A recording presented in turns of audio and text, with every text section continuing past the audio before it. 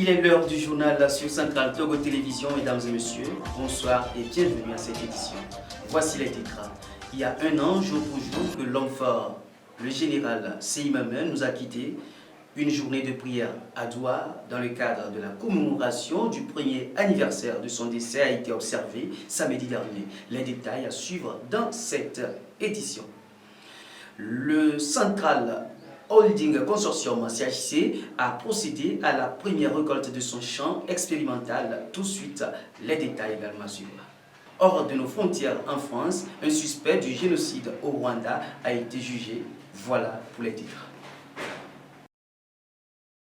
Je le disais en titre, une journée de prière à Douar dans le cadre de la commémoration du premier anniversaire du décès du général Seyi Mamen a été observée samedi dernier et c'est la cour de l'imam Apou de Didaouré qui a servi de cadre à cette cérémonie. Parents, amis et sympathisants ont pris massivement part à la prière musulmane de circonstance.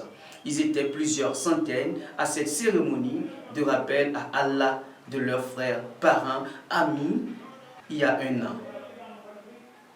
Aujourd'hui encore, d'autres se rappellent de l'homme qu'il a été. Le souvenir que papa a laissé pour nous, c'était ça, je disais, l'humilité, la sagesse, le bon cœur. Ne gardez pas de rancune. C'était ça, ses trucs favoris. Il ne gardait pas de rancune à personne. Et il te le disait. Quand tu lui fais quelque chose où il n'était pas parfait lui-même. Et il le dit. Que tout ce qui arrive, on laisse tout à Dieu. C'est un grand frère qui aime les amitiés, qui a beaucoup fait pour la communauté TEM et pour le peuple togolais tout entier. Et nous avons voulu nous joindre à la famille ce jour pour faire la prière du premier anniversaire de sa disparition. C'est l'homme qui nous a beaucoup marqué.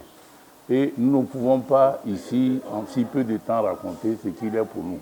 Nous prions et nous avons prié à Dieu de lui accorder le paradis. Je pense que tout à l'heure, mon grand frère, mon aîné, a tout dit sur papa. C'est vrai que moi de même, je suis resté admiratif de son parcours, qui fut exceptionnel. Faire comprendre que seul le travail paye. Je profite aussi de cette occasion pour remercier nos oncles, nos tantes, le chef de la famille, M. Samarou aussi, qui a été présent à nos côtés. Cette cérémonie en faveur de l'illustre disparu, à l'instar des autorités locales, a connu la présence et le soutien des membres du gouvernement, parmi lesquels le ministre Foli Bazi. Le partage d'un cocktail au domicile de l'illustre disparu mit fin à la cérémonie juste après la visite de sa tombe.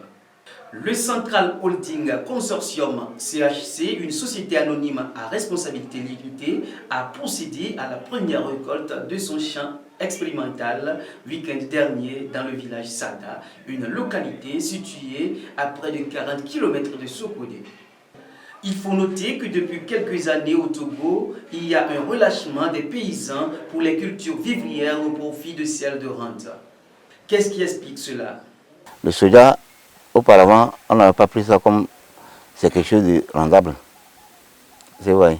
Mais maintenant, on a vu que le soja est plus rentable par rapport à l'anacade. C'est vrai. Donc, on est obligé de se baser sur le soja.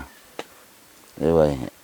Si j'ai 3 hectares, ou bien j'ai 4 hectares que je cultive, je vais prendre mes 4 hectares pour faire le soja. Ça, c'est impossible. Là, je peux dire que, bon, il me semble que là, il y a un peu d'ignorance dedans. Je prends 4 hectares pour faire le soja. C'est fini. Je mets ça comme ça. Moi-même, qu'est-ce que je veux manger?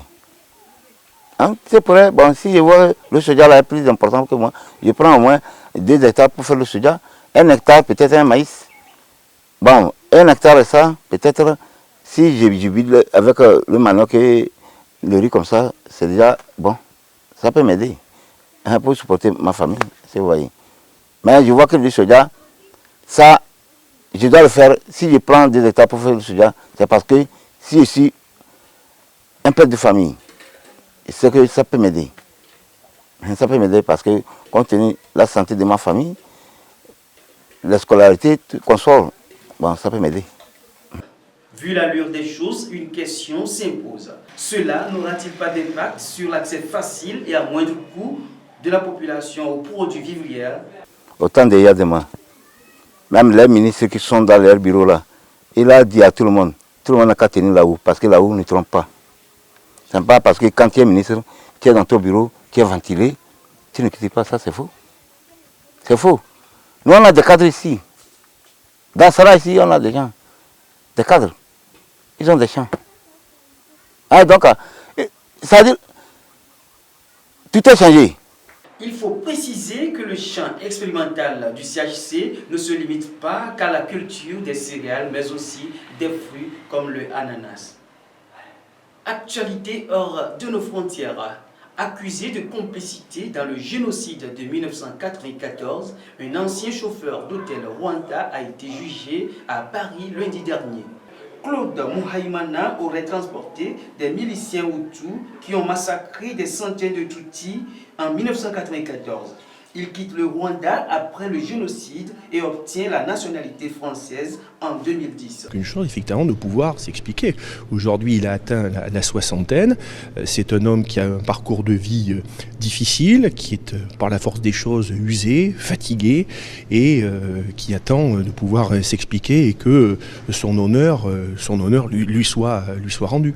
Durant l'audience, Claude Muhaimana a pris la parole pour confirmer son identité. Selon les enquêteurs, le sexagénaire aurait également caché de Tutsis en danger de mort, puis les aurait aidés à s'échapper. Vous savez, un complice, il est accusé de complicité. Et la complicité, je crois qu'en droit, c'est exactement la même chose que si vous êtes auteur. Donc, c'est comme s'il était co-auteur, mais c'est les débats qui vont déterminer si oui ou non il est coupable de ça, si oui ou non il a collaboré de son propre gré ou non. 8000 Tutsis, l'ethnie minoritaire au Rwanda, ainsi que des Hutus modérés qui refusaient de participer au massacre, ont été tués par les Hutus en quelques semaines pendant le génocide. Depuis novembre 1994, le tribunal pénal international pour le Rwanda a jugé une centaine de personnes en 20 ans. Il s'agira du troisième procès de suspects de génocide rwandais en France. Une cinquantaine de témoins sont attendus.